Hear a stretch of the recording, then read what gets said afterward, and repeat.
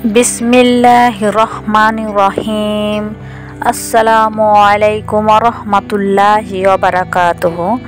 আজ আমরা একটি অত্যন্ত গুরুত্বপূর্ণ বিষয়ে আলোচনা করব। অবিবাহিত ছেলে মেয়েদের জন্য ইবাদতের গুরুত্ব এবং মৃত্যুর পর তাদের অবস্থা কেমন হবে। প্রিয় ভাই ও বোনেরা, আমরা দুনিয়ার জীবনকে অনেক সময় চিরস্থায়ী ভেবে নেই, অথচ আল্লাহ রব্বুল আলামিন পবিত্র কোরআনে বলেছেন প্রত্যেক প্রাণীকে মৃত্যুর স্বাদ গ্রহণ করতে হবে। সূরা আলে ইমরান। অর্থাৎ মৃত্যু এক বাস্তবতা, এটি কারোর জন্য অপেক্ষা করে না। বয়স, বিবাহিত অবস্থা, সম্পদ, মর্যাদা কিছুই এখানে গণ্য হয় না।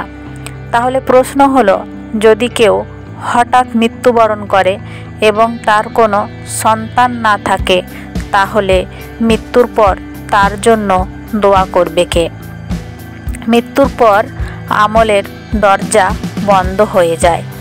রাসূল সাল্লাল্লাহু আলাইহি ওয়াসাল্লাম বলেছেন, যখন মানুষ মারা যায় তখন তার সমস্ত আমল বন্ধ হয়ে যায়, তিনটি ছাড়া: সাদকায়ে জারিয়া, এমন এলেম যা থেকে মানুষ উপকৃত হয়, এবং নেককার সন্তান যে তার জন্য দোয়া করবে।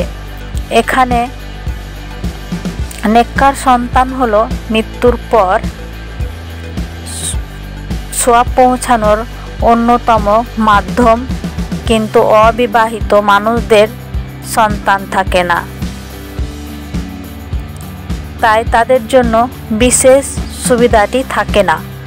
অবিবাহিতদের জন্য মৃত্যুর পর অসহায় অবস্থা।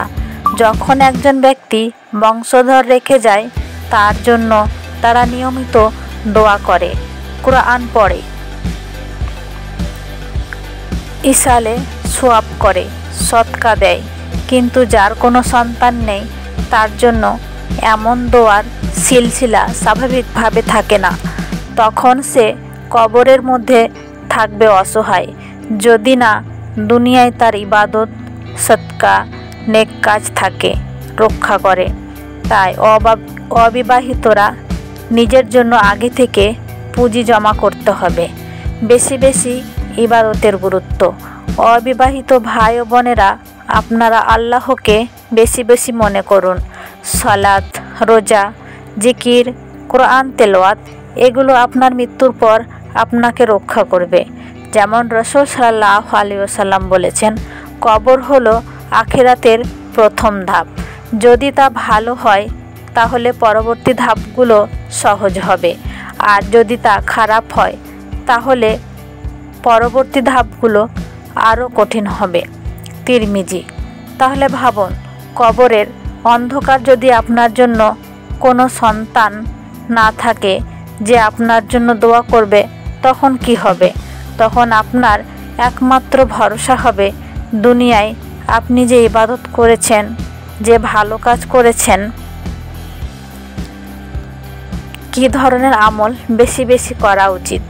5 ওয়াক্ত নামাজ। নামাজ হচ্ছে জান্নাতের চাবি। কোরআন তেলাওয়াত, মুখস্থ করা। কোরআন কিয়ামতের দিন সুপারিশ করবে। সদকা করবে যতটুকু পারেন। যদি সম্ভব হয় এমন কাজে বিনিয়োগ করুন যা সদকায়ে জারিয়া হয়, যেমন মসজিদ নির্মাণের দান, পানির ব্যবস্থা করা, দোয়া করা, নিজের জন্য হেদায়েত, মৃত্যুর আগে ঈমানের সাথে দুনিয়া থেকে চলে যাওয়ার তৌফিক চাওয়া, নেক ইসলাম প্রচার করা, কাউকে নামাজ শেখানো, সৎ পথে ডাকা, সামাজিক মাধ্যমে ইসলামিক জ্ঞান ছড়িয়ে দেওয়া। হঠাৎ মৃত্যুর বাস্তবতা। আমরা অনেক সময় মনে করি, আমি এখনও তরুণ, আমার মৃত্যু এত তাড়াতাড়ি হবে না।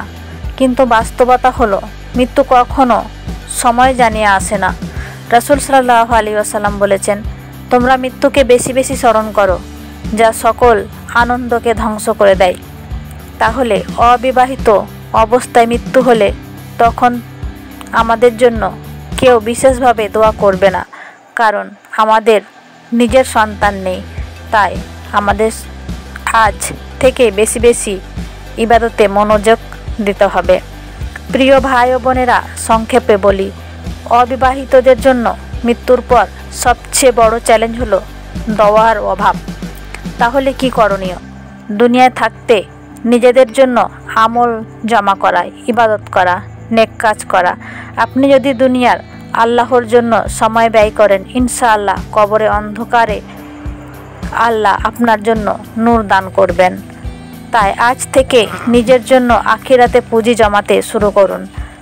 আল্লাহ আমাদের সবাইকে বেশি বেশি ইবাদতে তৌফিক দান করুক, ঈমানের সাথে মৃত্যু দান করুক। আসসালামু আলাইকুম ওয়া রাহমাতুল্লাহি ওয়া বারাকাতুহু।